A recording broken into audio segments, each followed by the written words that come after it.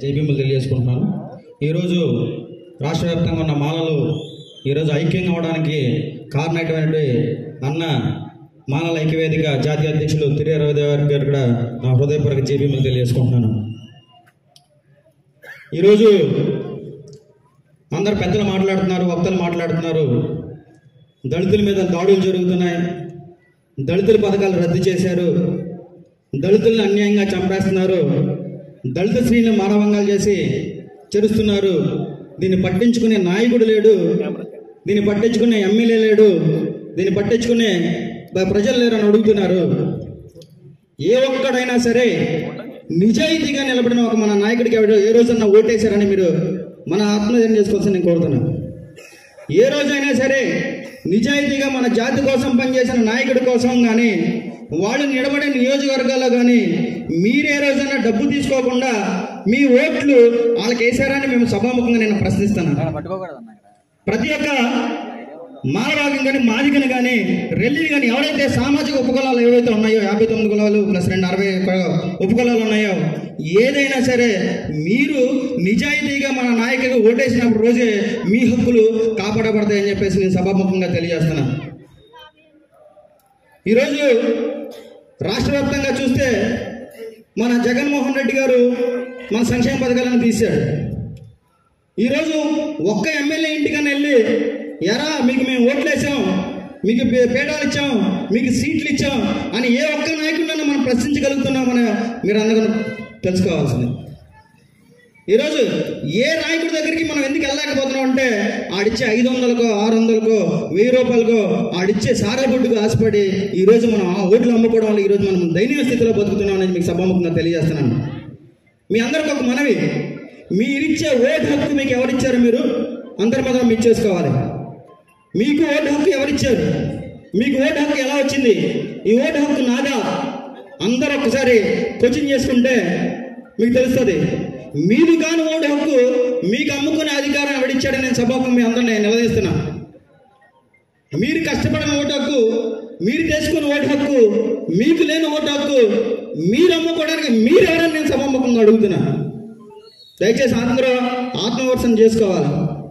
ఈరోజు ఆ ఓటు హక్కును మనం అమ్మటం వల్ల ఈరోజు మన బతుకులు ఇలా రోడ్ల మీద అడుక్కునే స్థితికి ఇంకా దిగజారే పరిస్థితులు ఉన్నాయి. ఈరోజు మన నాయకులను కూడా నేను విమర్శిస్తున్నా. మన జాతీయ నాయకుల్ని, రాష్ట్ర నాయకుల్ని, జిల్లా నాయకుల్ని, గల్లీగా రాష్ట్ర నాయకుడు ఉన్నాడు, మండలానికి జాతీయ అధ్యక్షుడు ఉన్నాడు. కనీసం వీళ్ళందరూ కూడా మనకున్న 170 నియోజకవర్గాల్లో ఒక్కొక్క నియోజకవర్గం నుంచి పోటీ చేస్తే మన దళితులు సత్తా ఏంటో చెప్పి అగ్రకుల పార్టీకి తెలుసుదని నేను సభాముఖంగా వీళ్ళందరూ నేను ప్రశ్నిస్తున్నా. ప్రతి ఒక్క దళిత నాయకుడు నేను రాష్ట్ర అధ్యక్షుని, నేను జాతీయ అధ్యక్షుని ఒక కంట కట్టుకుని ఒక చెంచా నాయకుడిగా అమ్ముడిపోతున్నారు ఈ రాష్ట్రంలో. అది మనకు సిగ్గుగా లేదా అని చెప్పి సభాముఖంగా నేను ఒక ప్రతి దళిత నాయకుడు నేను అడుగుతున్నాను. ఒక జెండా వేసుకుంటాం, నలుగురు వెంట వేసుకోవడం, దళిత జాతిని తీసుకెళ్ళి ఈరోజు తెలుగుదేశం పార్టీకో, జనసేన పార్టీకో, బీజేపీ పార్టీకో, వైఎస్ఆర్సీపీ పార్టీకో అమ్మబట్టే మన బతుకులు ఈ రోజు ఇలా దిగజారిపోయిన స్థితిలో ఇంకా బతుకుతున్నాం కాదని మిమ్మల్ని అడుగుతున్నాను నేను. ప్రతి ఒక్క దళిత నాయకుడు ఆత్మవిమర్శనం చేసుకోవాలి. మనం పోరాడదాం. బాబాసాహెబ్ అంబేద్కర్ పోరాడితే పోయేదేం లేదు, బానిస సంఖ్యలు తప్ప అని ఒక మాట చెప్పాడు. ఈరోజు మనం పోరాటం చేయకుండా అడుక్కుంటే ఏమిస్తారు? మనం పోరాటం చేయకుండా అడుక్కుంటే ఏమొస్తాయి? ఈరోజు పోరాటం మనకున్న ముందున్న బాబాసాహెబ్ అంబేద్కర్ కేవలం పోరాటం వల్ల ఈరోజు హక్కులు వచ్చింది తప్ప ఆయన పోరాడకుండా ఉంటే ఈరోజు కొన్ని వేల కోట్లు, లక్షల కోట్లు ఈరోజు అనిల్ అంబానీలు, అదానీలు, ఇంకా అమ్మ మొగ్గులు కానీ ఎవడు కూడా కనీసం ఆయన కాలు కొట్టుకు సరిపోయే పరిస్థితి ఈరోజు మన దేశంలో. కానీ ఆయనంత ప్రపంచం ఈరోజు ప్రపంచం మొత్తం గమనిస్తే ప్రపంచం మేధావి ఎవరు అంటే కేవలం one and only doctor Babasaheb Ambedkar. ఎవరో చెప్పలే. జోహార్ డాక్టర్ అంబేద్కర్. ఈరోజు ప్రపంచం మొత్తం జల్లిడి పెడితే, ఈరోజు మొత్తం ప్రపంచం మొత్తం వేరితే, అంటరాని కులంలో పుట్టి దేనికి పనికిరేని జాతిలో పుట్టి కనీసం కూడికి గొడగ లేని పరిస్థితి నుంచి ఈరోజు ప్రపంచం మొత్తం కొనియాడే స్థితికి వెళ్ళాడంటే కేవలం అది బాబాసాహెబ్ అంబేద్కర్ని ఒక కారణ జన్ముడిగా మనం గుర్తించాలి. ఆయన చెప్పిన ఆలోచనలు మనం గుర్తించాలి. ఆయన చెప్పిన ఆశయాలు మనం ముందుకు తీసుకెళ్ళాలి.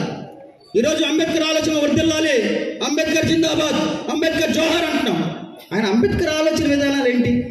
అసలు అంబేద్కర్ ఏం ఆలోచన చెప్పాడు, మనం ఏ ఆలోచన చేస్తాం? అంబేద్కర్ ఏమన్నా రాజకీయ పార్టీకి అమ్ముకోమన్నాడా? అంబేద్కర్ ఓటు అమ్ముకోమన్నాడా? అంబేద్కర్ తొత్తులుగా బతకమన్నాడా? అంబేద్కర్ ఏం చెప్పాడు?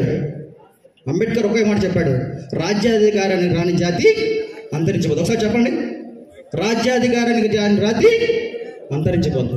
ఈరోజు రాజ్యాధికారం మన చేతిలో లేదు కాబట్టే ఈరోజు మనం